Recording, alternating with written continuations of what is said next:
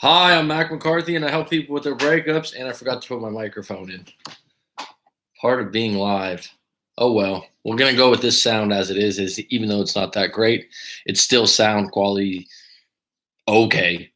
I don't want to give up on my ex. Stop chasing your ex would be the answer to that. What's the alternative to giving up on your ex? Stop chasing your ex, because the narrative that you have in your head that the person you were with and you shared this relationship it was a really good relationship. We were really good together. Everything was great. I don't understand why they're leaving. Is your interpretation of the relationship. It's probably your interpretation of the relationship 3 months ago, 4 months ago, 2 months ago. And even if something just broke 2 weeks ago or 1 week ago, what people don't realize, I especially believe that most books would say this and agree, and there's some cases where it's not always true, but mostly true. Women are more emotional, men are more rational. Women are much more moment to moment. And so in one moment, something can go 0 to 100, and the guy will try to rationalize it and try to make it better because they don't want to fight over it or whatnot. But you get to a point in a relationship where you got to stop pleading your case and selling your partner on you telling the truth or you doing the right thing. And you got to keep your dignity. And that's a really difficult thing for a lot of men. So really quick, if you like this video, throw me a like. If you don't like it, it's just fine. If you'd like to share your story, go to writemac.com, WRITEMAC.com. Send your story in, and I could do a YouTube video response in a live stream just like this. Or if you'd like to book a live coaching session, fully unpack your breakup situation, that's available for 30 minutes, 1 hour, or 2 hours via FaceTime or Skype or Google Hangouts. So this is actually going to be a really quick live stream. Usually I do an hour, 2 hours. I do have a live coaching session in about 15 minutes. Leslie, how you doing? I hope you're well. Cameroon, not Cameroon, right? It's finest. Glad to see you back on. And what I'm going to do today is talk briefly about this topic because it comes up a lot. I've talked about it before, but if you're thinking, well, I'm calling my ex, I'm pleading with my ex, what you're not realizing is you're annoying them. And annoying gets to a point. What do you do when there's a mosquito or a fly and you eventually try to kill the thing? They're not going to do that to you, but they get to a point where they're like, you're not listening to me.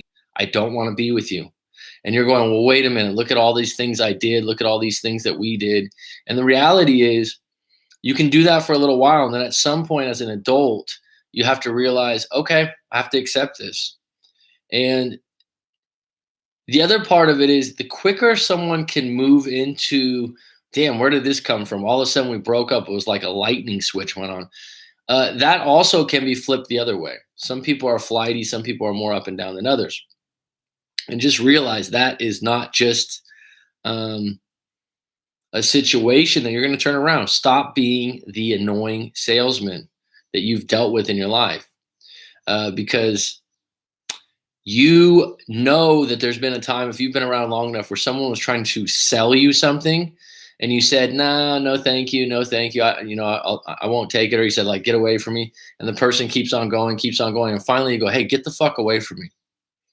Because it gets to a certain point where you're saying, I told you I don't want that.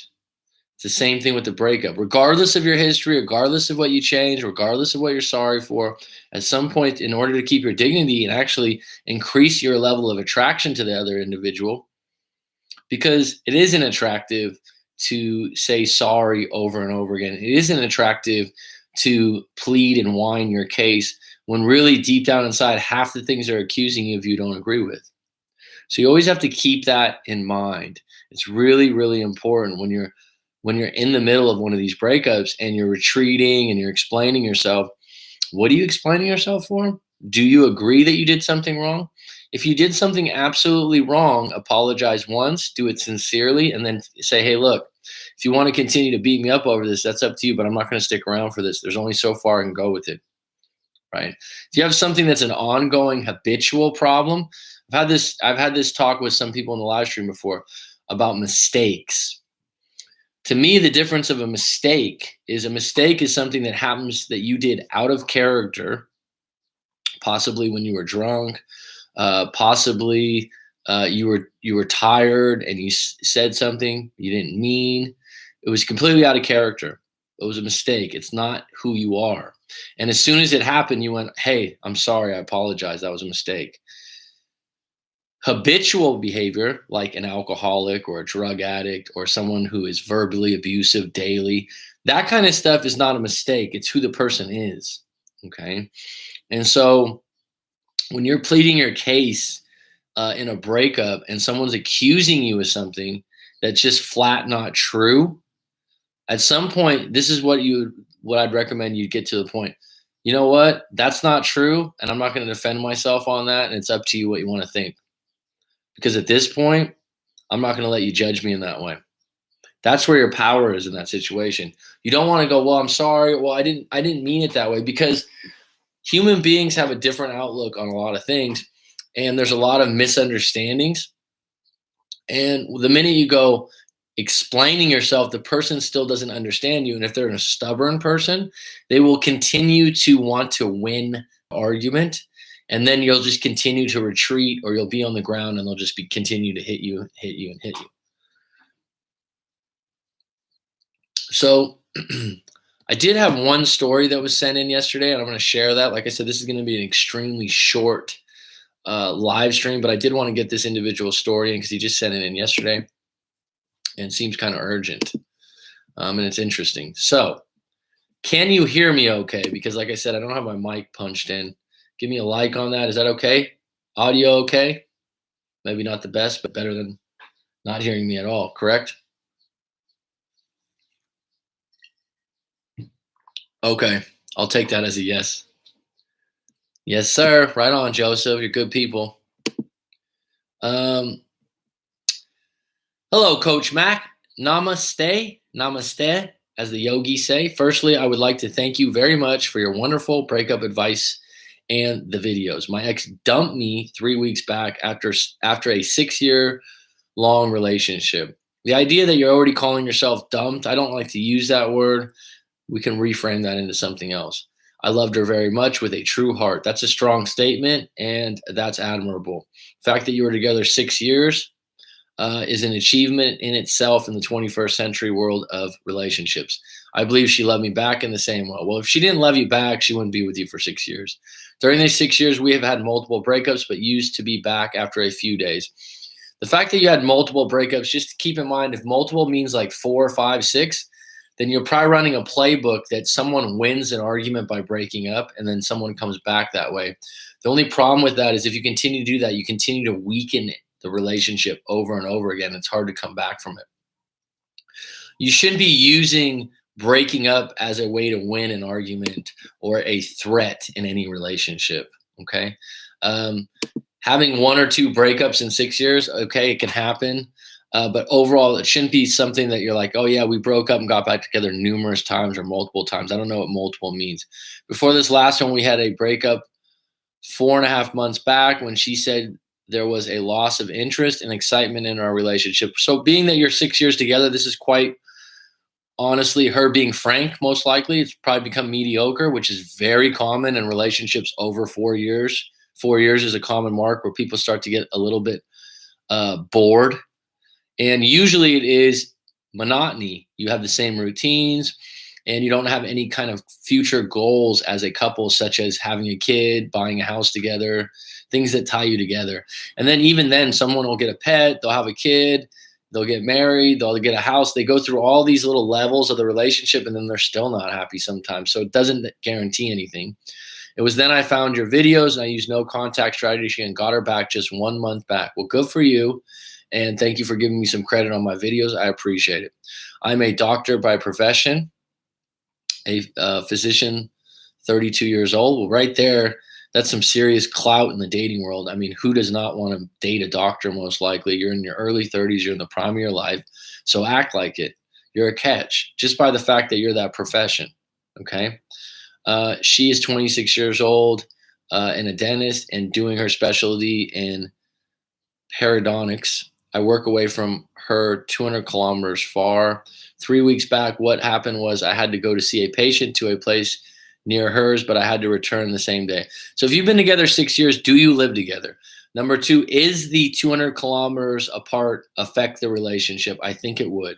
She expected me to visit her on that day, but I had to return back to my workplace on the same day, so I couldn't visit her. If that was the case, if that was the truth, she'll have to deal with that. If you're a doctor and you put your patients first, that is attractive to most women, I think. I had told her I could meet her for a short time, but she wanted to do that only if I stayed, but I couldn't do that. The duty call, as you know, there's corona crisis and we were on the front line, so I couldn't extend my stay. Well, that sounds like more than a valid reason. That sounds like an admirable reason. Take a fucking bow. And this isn't an excuse. This is real life shit. And if you were on the front lines of corona crisis, I'll give you the benefit of the doubt on that. And you're a doctor. Then she got mad at me and said she wasn't in my priority list. Yeah, unfortunately, I would say, unfortunately, there is a worldwide pandemic going on. I am a doctor, and I am going to have to do this, set this first. Here's what I would say to this, sir, is I would say that if you years down the road, you're on your deathbed in your 80s or 90s, or maybe make it to your hundreds, you're not going to go back and go, oh, I wish I would have made time for that girlfriend of mine when she was complaining. Or I could be on the front lines of the coronavirus and help numerous people when they were in their most need. Which one are you going to pick?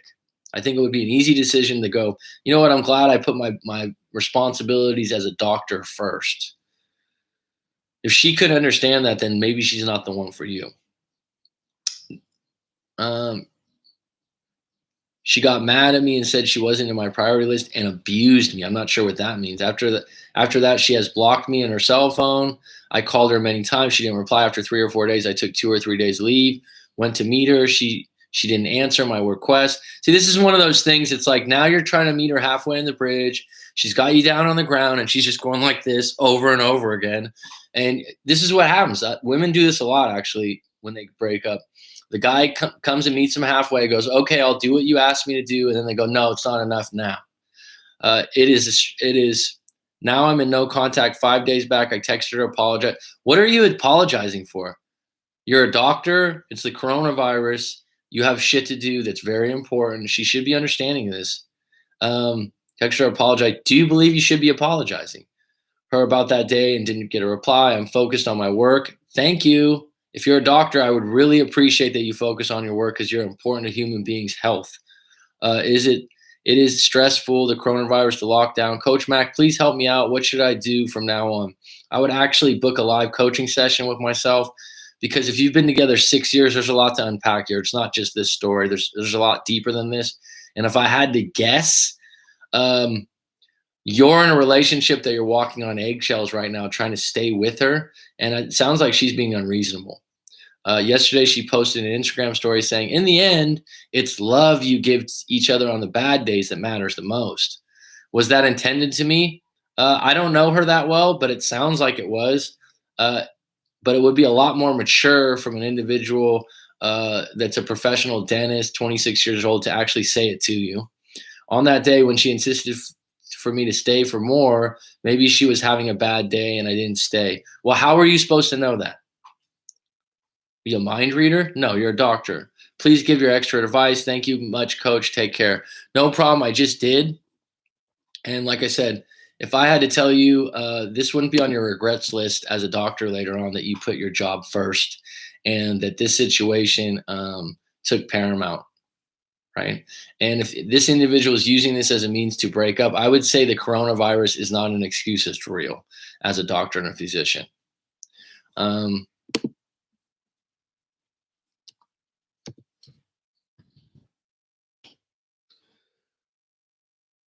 So I got a live coaching session soon.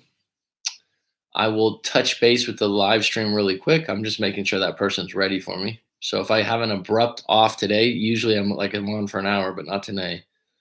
Hello, May. Hope you are doing great. Leslie's on deck today. Joseph's on deck.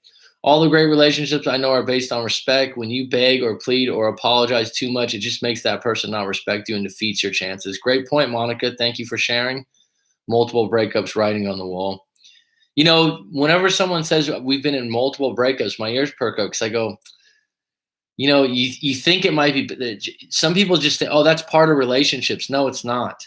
That means someone uses that as a way to win an argument, and that's kneecap therapy. That's a way to win an argument. I don't agree with it. So that's my client, Monica. I've never seen one situation where that has happened and it didn't end in disaster.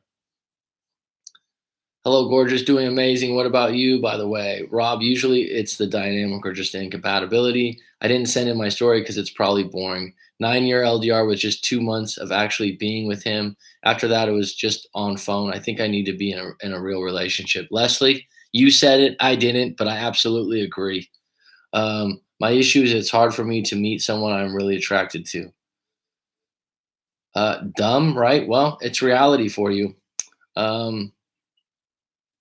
I bet he made you happy. That's why you accept 9 years.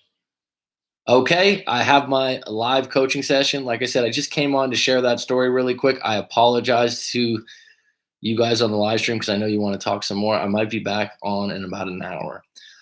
All the best. It's going to be curtains today, and I'll be back on tomorrow.